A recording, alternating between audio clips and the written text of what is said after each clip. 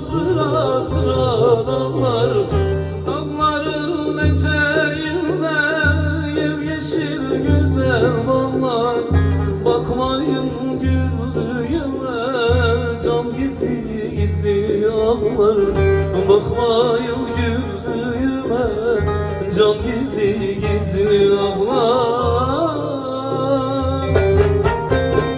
Dile bağım taşını, sil gözümün yaşını, bacımı kardeşimi özledim, çok özledim.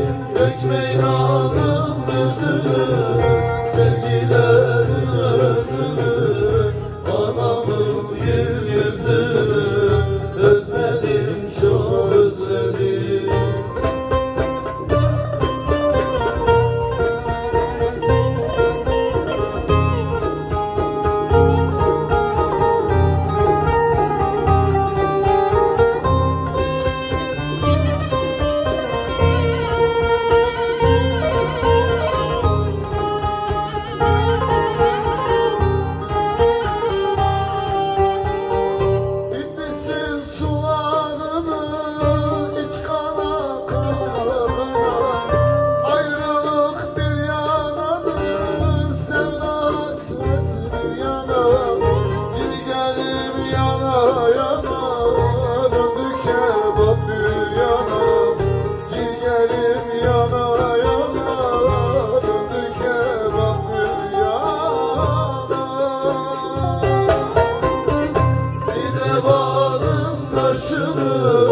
Sil gözümün yaşını, bacımı kardeşimi özledim, çok özledim.